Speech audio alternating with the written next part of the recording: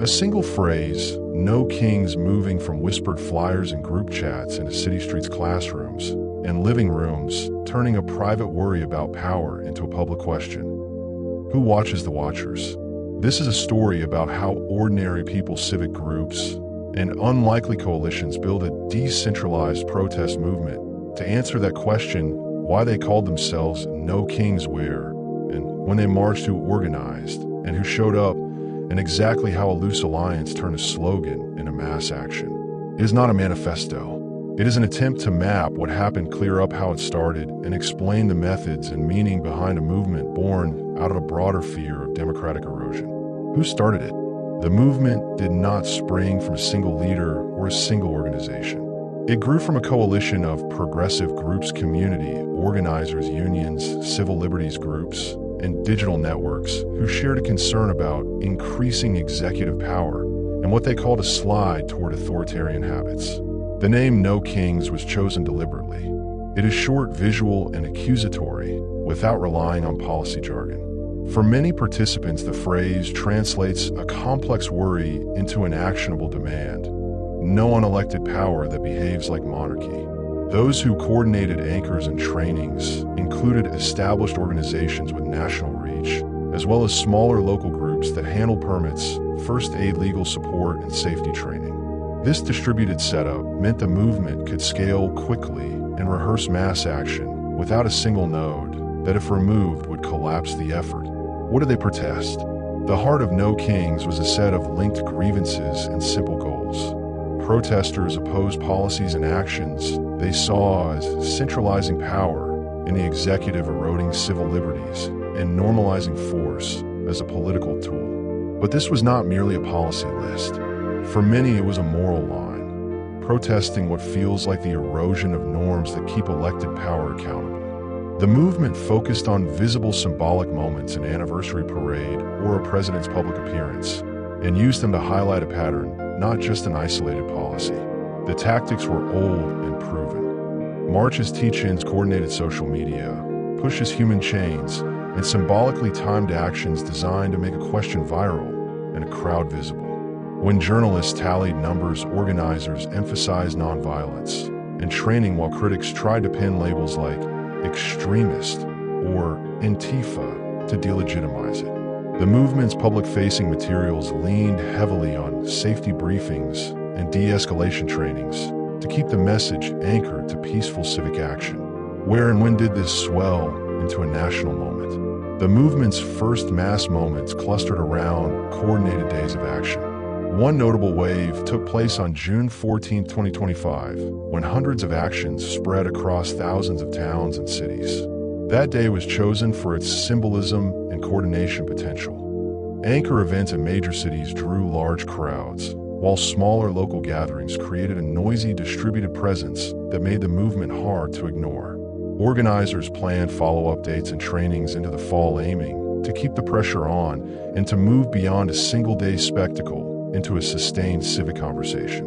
On October 18, 2025, the movement again sought national scale with actions in all 50 states designed to show persistence rather than a single spike of anger.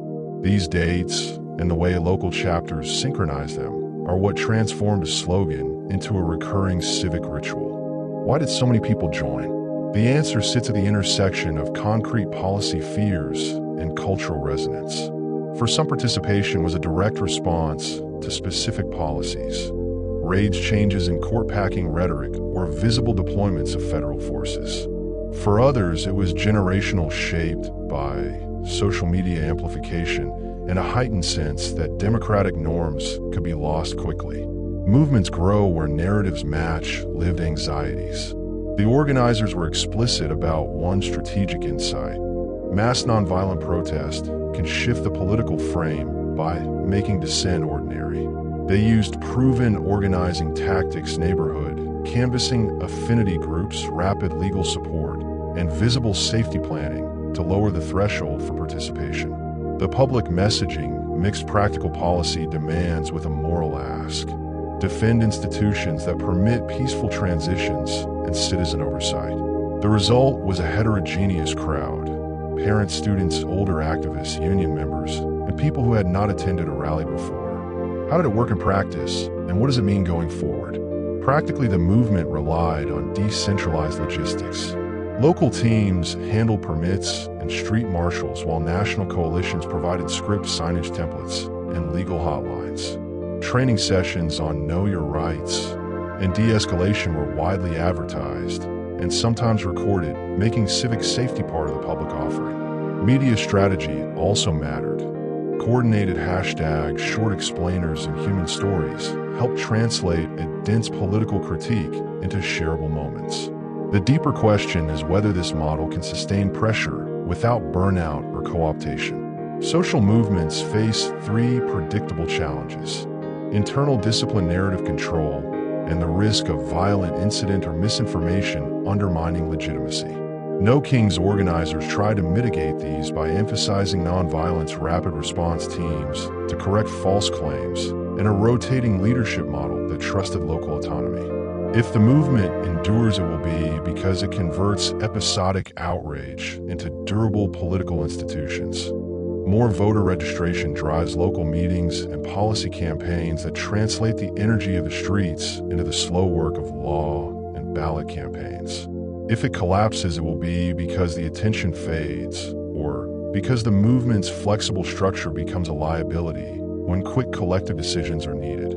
This account does not pretend to settle the debate about motives or outcomes. What it does is map how a modern protest movement forms.